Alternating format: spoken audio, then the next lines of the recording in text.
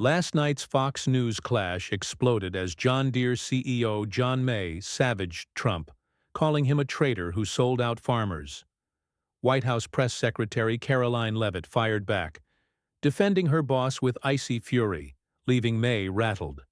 The studio. Lights burned hot, casting stark shadows across the polished desk, where Karoline Leavitt, the youngest White House press secretary in history, sat with a steely gaze.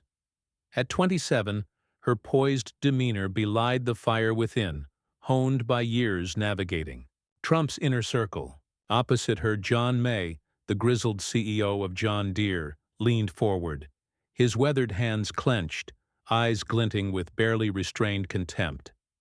The host, Laura Ingraham, barely had time to introduce the segment before May launched his assault, his voice booming through the studio. "Donald Trump is a traitor to America's heartland," May declared, his words slicing through the air like a blade. "He promised farmers prosperity but delivered nothing but tariffs that crippled us. His trade wars cost my company billions, forced layoffs, and left rural America bleeding. He's no friend to the working man. He's a con artist who'd sell his own supporters for a quick buck." The audience gasped, a mix of cheers and boos erupting from the live crowd. Ingram's eyebrows shot up, but she let May continue, sensing the ratings' gold unfolding. May's attack was rooted in a kernel of truth. Trump's trade policies had sparked retaliatory tariffs, hitting agricultural giants like John Deere hard. But his venom went deeper, fueled by a personal loathing for Trump's brash style and populist grip on rural voters. May, a titan of industry who'd climbed from factory floors to corporate boardrooms, saw Trump as a fraud who'd hijacked the heartland's trust. His words weren't just a critique, they were a declaration of war. Leavitt's face remained impassive, but her fingers tightened around her pen, the only sign of the storm brewing within. She'd faced hostile reporters and political operatives, but this was different. May wasn't just challenging policy. He was challenging her loyalty, her purpose, her very presence in the room. Ingram turned to her, a faint smirk playing on her lips. "Karoline, care to respond?" Before Leavitt could speak, May pivoted, his voice dripping with disdain. "What's there to respond to? She's just Trump's mouthpiece, a puppet, parroting his lies. A 27-year-old with no real experience, handed a job because she's loyal, not because she's earned it. What does she know about running a country or a company like mine?" The crowd roared, some jeering May's audacity, others egging him on. Leavitt's jaw tightened, her blue eyes locking onto May's with a predator's focus. The studio felt like a pressure cooker, the tension thick enough to choke on. Leavitt leaned forward, her voice low but cutting, each word deliberate. "Mr. May, you're wrong. About me, about President Trump, and about the American people. I'm not here because I'm a puppet. I'm here because I believe in a vision. For this country that lifts up the forgotten, the farmers you claim to champion but seem to misunderstand. Your company thrived under Trump's tax cuts, yet you conveniently forget that when it suits your narrative." The audience erupted, cheers, drowning out the boos. Leavitt's composure was a weapon, her youth belying a razor-sharp intellect. She wasn't just defending Trump.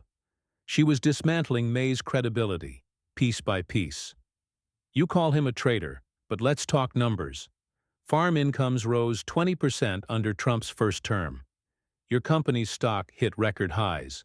If anyone's betraying the heartland, it's CEOs who raise prices on farmers to pad their bonuses." Her words landed like a gut punch, and May's face reddened, his hands twitching as if itching to strike back. Ingram tried to steer the conversation, but the room was electric, the clash too raw to contain. May leaned forward, his voice rising. "You think you can lecture me, little girl? I've built an empire while you were still in school. Trump's a fraud, and you're his cheerleader, blind to the damage he's done." The insult hung in the air, crude and personal, and the crowd hushed, sensing a line had been crossed. Leavitt didn't flinch, Her voice grew colder, sharper. You built an empire, but you're standing on the backs of the same farmers you're now betraying with your lies. Call me what you want, but I'm not the one dodging the truth. The studio erupted again, and May's eyes widened, a flicker of doubt crossing his face. Had he underestimated her? The question lingered as the segment hurtled toward its next escalation, the air crackling with unresolved fury. The studio buzzed with raw energy, the crowd's roar fading into a tense hum as Karoline Leavitt's words hung like a guillotine over John May. Her accusation, that he was betraying the very farmers he claimed to represent, had struck a nerve. May's weathered face twisted, a mix of fury and disbelief, as if the audacity of this young woman daring to challenge him was a personal affront. He shifted in his seat, his broad shoulders hunching like a boxer ready to swing. Laura Ingram, sensing the moment's volatility, leaned in, her voice sharp. "John, Caroline's calling you out. What's your answer?" May's eyes never left Leavitt's, his voice a low growl. "You want to talk about betrayal? Let's talk about your boss." Trump's promises to farmers were smoke and mirrors. His ethanol policies tanked corn prices, and his bailout checks barely covered the losses. "I've got 70,000 employees who saw their livelihoods gutted because of his reckless trade stunts. And you, Ms. Leavitt, you're complicit, spinning his failures into fairy tales for the cameras." The crowd split, half cheering his defiance, half jeering his attack. May's words were a calculated escalation, not just against Trump, but against Leavitt's very legitimacy. Leavitt's lips curled into a faint, dangerous smile, her composure unshaken. She tilted her head, her voice steady but laced with venom. "You're throwing around big numbers, Mr. May, but let's get specific. Your company's profits soared 15% in 2020, thanks to Trump's deregulation. You didn't complain when your stock price climbed. Now you're blaming him for your own pricing strategies that squeezed farmers dry. That's not leadership, it's hypocrisy." The audience erupted, a wave of cheers drowning out the boos. Leavitt wasn't just parrying, she was landing blows, her every word a reminder that she wasn't here to play defense. May's face darkened, his hands gripping the desk as if to anchor himself. He wasn't used to being challenged like this, not by someone half his age, not on national television. His voice rose, trembling with barely contained rage. "You're out of your depth, Karoline. You think you can sit there, fresh out of college, and lecture me about my industry? I've been in the trenches while you were learning to tweet for Trump. You're nothing without him, a prop in his circus." The insult was vicious, meant to diminish her, to reduce her to a footnote in Trump's shadow. The crowd gasped, some shouting in protest, others egging him on. Ingram raised a hand, trying to regain control, but Leavitt was already leaning forward, her eyes blazing. "A prop? I'm here because I earned it, Mr. May, not because I bullied my way to the top like some. You want to talk trenches? I've faced rooms full of reporters gunning for me, and I'm still standing. You're not fighting for farmers, you're fighting for your ego." Her voice was a blade, cutting through the noise, and the studio exploded again, the crowd feeding off the raw intensity. May's jaw clenched, a vein pulsing at his temple. For the first time he looked unsteady, caught off guard by her relentless precision. The exchange was a high-wire act, each jab pushing the confrontation closer to a breaking point. Ingram, ever the opportunist, pivoted to May. "John, she's saying you're all talk. Can you back up your claims about Trump's failures?" It was a trap, and May took the bait, his voice booming. "Back it up. I've got farmers begging for relief because Trump's tariffs killed their markets. China stopped buying our soybeans. 30% of our exports gone. You think your press briefings fix that?" His anger was palpable, but it was sloppy, unfocused, and Leavitt pounced. "China's buying again, Mr. May, and you know it," she shot back, her tone icy. "Trump's trade deals forced them to the table, $50 billion in ag purchases by 2023. You're cherry-picking facts to fuel your vendetta. The truth is, you're mad because Trump's policies exposed your reliance on foreign markets instead of American grit. The crowd roared, her words igniting a surge of patriotic fervor. May's eyes narrowed, his composure cracking as he realized she wasn't just matching him. She was outmaneuvering him.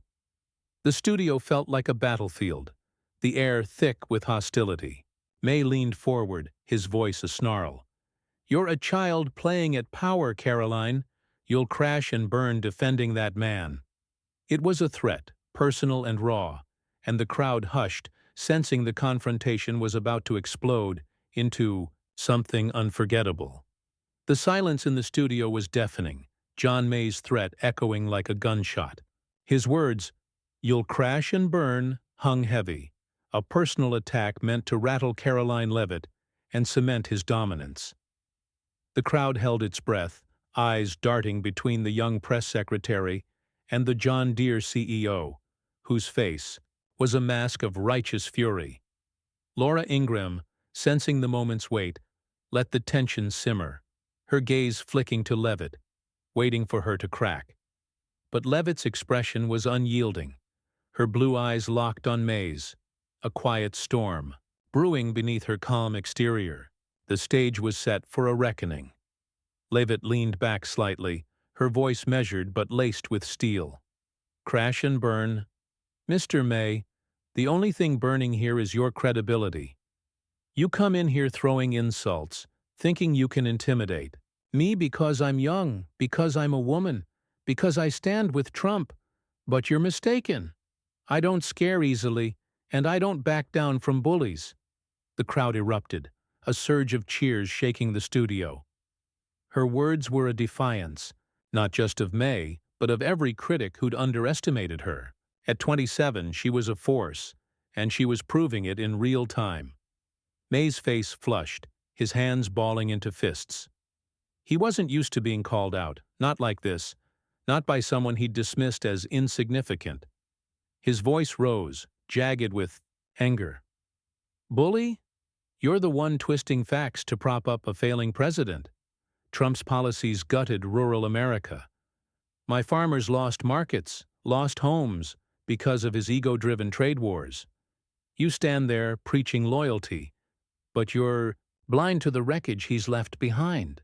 His attack was fierce, doubling down on Trump's supposed betrayal of the heartland, but it carried a desperate edge, as if he knew he was losing ground. Leavitt didn't miss a beat, her voice cutting through the noise like a knife. "Wreckage? Let's talk about your wreckage, Mr. May. Your company jacked up equipment prices 20% last year, forcing farmers to take on debt just to plant their fields. You blame Trump for your failures, but it's your greed that's hurting the heartland. Trump fought for trade deals that brought back billions in ag exports. You're just too proud to admit it." The audience roared, her precision dismantling May's narrative. She wasn't just defending Trump, she was exposing May's hypocrisy, and the crowd was eating it up. Ingraham tried to interject, her voice sharp. "Karoline, John's saying Trump's trade wars caused real pain. Can you address that directly?" It was a challenge, but Leavitt was ready, her response immediate. "Absolutely. The trade wars were tough, no question. But they were a means to an end. Trump secured $40 billion in Chinese ag purchases by 2024, and farm bankruptcies dropped 13% last year. The pain was real, but so are the results. Unlike some, Trump doesn't just talk about helping farmers, he delivers."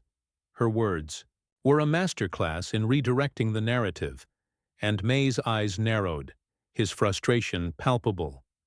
The CEO leaned forward, his voice a low snarl. "You're good at spinning, I'll give you that. But you're still just Trump's lapdog, reciting his talking points. You don't have the experience to understand what's at stake here. I've run a global company for decades. You've been in politics for, 5 minutes?" The jab was personal, meant to belittle her, but it backfired. The crowd booed, sensing May's desperation, and Leavitt seized the moment. "Experience?" she said, her tone dripping with disdain. "Experience doesn't mean wisdom, Mr. May. You've had decades to fix the problems farmers face, yet they're still struggling under your watch. I may be young, but I listen to the people you claim to represent. They want leaders who fight for them, not CEOs who lecture them from ivory towers." The studio exploded, the cheers deafening. Leavitt's youth, once May's weapon against her, was now her strength, a symbol of a new generation unafraid to challenge the old guard. May's composure was fraying, his voice trembling with rage. "You're out of line, Karoline. You think you can shame me on live TV? I've forgotten more about this industry than you'll ever know." His words were meant to reassert control, but they sounded hollow, a man grasping at authority slipping through his fingers. The crowd sensed it, their murmurs growing louder, and Ingram's eyes gleamed, knowing the confrontation was reaching a fever pitch. Leavitt leaned forward, her voice cold and unyielding. "Shame you? No, Mr. May, I'm just holding you accountable. You came here to tear down Trump, to tear down me, but you're the one unraveling." The words were a challenge, a dare, and May's face contorted, his anger on the verge of boiling over as the studio braced for the inevitable explosion. The studio crackled with anticipation. Karoline Leavitt's words, "You're the one unraveling," slicing through the air like a whip. John May's face was a storm cloud, his eyes burning with a fury that seemed to shake the polished desk between them. The crowd was on edge, their murmurs a low hum, sensing the confrontation teetering on the brink of chaos.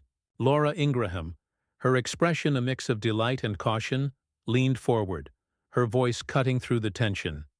"John, Karoline's accusing you of losing your grip. Care to respond, or are you just going to sit there fuming?" May's response was immediate, his voice a thunderclap. "Losing my grip? This girl's got nerve, I'll give her that, but she's delusional if she thinks she can lecture me. Trump's a disaster, and she's his apologist, polishing his failures while farmers drown in debt. You want to talk accountability? How about Trump's broken promises? His infrastructure plan never materialized. Our rural roads are crumbling, and my equipment can't even get to the fields." His words were a barrage, each one aimed at reclaiming the narrative, but his shaking hands betrayed his unraveling composure. The crowd split, some cheering his passion, others booing his aggression. Leavitt's gaze didn't waver, her voice calm but razor-sharp. "Broken promises? Let's talk about yours, Mr. May. You promised farmers affordable equipment, but your price hikes doubled their costs. Trump's infrastructure plan was blocked by a hostile Congress, yet he still delivered $20 billion in rural broadband funding. You're deflecting because you can't face your own failures." The audience erupted, her precision cutting through May's bluster. At 27, Leavitt was a master of the moment, turning his attacks into opportunities to expose his weaknesses. May's face reddened, his voice rising to a near shout. "You're a liar, Karoline, just like your boss. My price hikes were forced by Trump's tariffs, steel costs skyrocketed, and we had no choice. You think you can spin this to make me the villain? I'm fighting for my people, while you're just a mouthpiece for a man who doesn't care about anyone but himself." The personal jab landed hard, and the crowd gasped, sensing the line between debate and destruction blurring. May was no longer just attacking her politics, he was attacking her existence. Ingram raised a hand, her tone sharp. "Karoline, he's calling you a liar. That's a serious charge. How do you answer?" It was a loaded question, designed to keep the fire burning, and Leavitt was ready. "I answer with facts," she said, her voice icy. "Your company reported record profits last year, Mr. May, despite those tariffs. You didn't pass on savings to farmers, you pocketed them. Trump fought for fair trade deals that leveled the playing field, while you raised prices and blamed everyone else. That's not fighting for your people. That's exploiting them." The studio roared, her words igniting a wave of support. Leavitt wasn't just holding her ground. She was dominating the battlefield. May's eyes widened, a flicker of panic crossing his face. He leaned forward, his voice trembling with rage. "You're twisting everything. I've spent my life building this industry, and you're just a kid riding Trump's coattails. You don't know the first thing about sacrifice or struggle." The insult was desperate, a last-ditch effort to diminish her, but it only fueled the crowd's fervor. Boos rained down, and Leavitt's lips curled into a faint, defiant smile. "Sacrifice?" she shot back, her tone dripping with contempt. "I've sacrificed plenty, Mr. May, facing down rooms full of critics who think like you, that I'm too young, too loyal, too insignificant. But I'm still here, and I'm not the one shouting to hide my weaknesses. You're not defending farmers, you're defending your pride." The crowd exploded, cheers shaking the studio. Leavitt's youth and loyalty, once May's weapons, were now her armor, and she wielded them with devastating effect. Ingram tried to steer the conversation, but the clash was too raw, too personal. May's voice cracked as he leaned forward, his words a snarl. "You're nothing, Karoline. You're a flash in the pan, and when Trump falls, you'll be forgotten." It was a vicious prophecy, meant to wound, but Leavitt's eyes blazed, her response already forming. The studio braced for impact, the tension so thick it felt like the air itself might shatter. The studio was a powder keg, John May's vicious prophecy. "You're nothing, Karoline," igniting a hush so profound it felt like the world held its breath. His words, raw and venomous, were a final attempt to crush the 27-year-old White House press secretary, to reduce her to a fleeting shadow of Trump's legacy. But Karoline Leavitt's eyes burned with defiance, her posture unyielding, a warrior in the arena.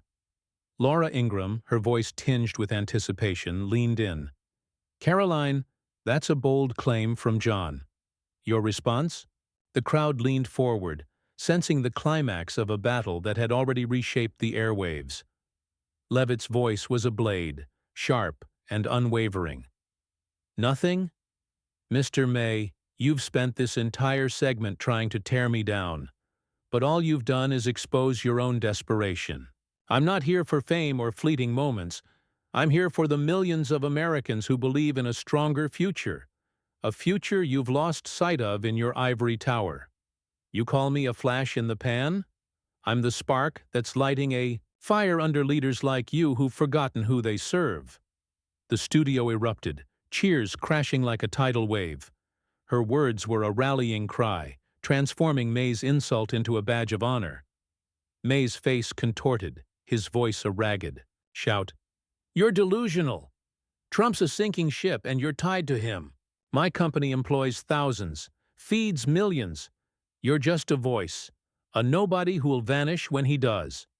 His attack was frantic, a man clinging to the last vestiges of control.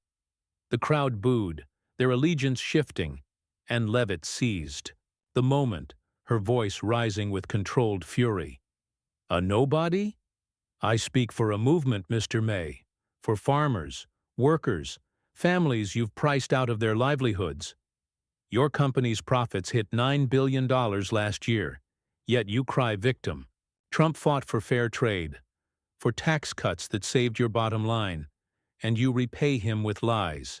That's not leadership. It's cowardice." The audience roared, her words a devastating blow that left May visibly shaken, his hands trembling. Ingraham, sensing the tide turning, tried to pivot. "John, Karoline's painting you as out of touch. Can you counter that?" But May was unraveling, his voice cracking. "Out of touch? I've spent 40 years in this industry. She's a child, a pawn in Trump's game, and you're all buying her act." The desperation in his tone was palpable, and the crowd jeered, sensing weakness. Leavitt's smile was cold, lethal. "A pawn? No, Mr. May, I'm a fighter. You came here to bury Trump, to bury me, but you're the one crumbling. The American people see through you. They know who's really fighting for them." Her words were a knockout punch, and the studio exploded, the cheers deafening. May's eyes darted, his composure shattered. He leaned forward, his voice a snarl. "You'll regret this, Karoline. You and your conman president." It was a final, futile jab, but Leavitt was untouchable. "Regret? The only regret here is yours, for thinking you could intimidate me or the truth." The crowd's roar was seismic, a testament to her triumph. May's face drained of color, his hands gripping the desk as if to anchor himself against the tide of her victory. Ingraham, struggling to regain control, raised her voice. "We're almost out of time." But May was done. He ripped off his microphone, the clatter echoing through the studio, and stood, his chair scraping harshly. "I'm not sitting here to be lectured by a kid," he spat, storming off the set, his footsteps heavy with defeat. The crowd gasped, then cheered, the sound a thunderous endorsement of Leavitt's dominance. Ingram, caught off guard, stammered, "Well, that's a dramatic exit," but her words were drowned out by the audience's fervor. Leavitt sat back, her expression serene, a warrior who'd slain a giant. The camera lingered on her, capturing the quiet power of a woman who'd turned a vicious attack into a defining moment. The studio lights dimmed as Ingram wrapped the segment, but the energy lingered, a testament to a clash that had rewritten the narrative. Outside, social media was already ablaze, posts hailing Leavitt as a conservative titan, her name trending as clips of her takedown went viral. May's outburst, his abrupt exit, became fodder for memes, his reputation battered by the young woman he'd underestimated. The showdown was over, but its echoes would shape the political landscape, a reminder that in the arena of ideas, courage and truth could triumph over bluster and pride.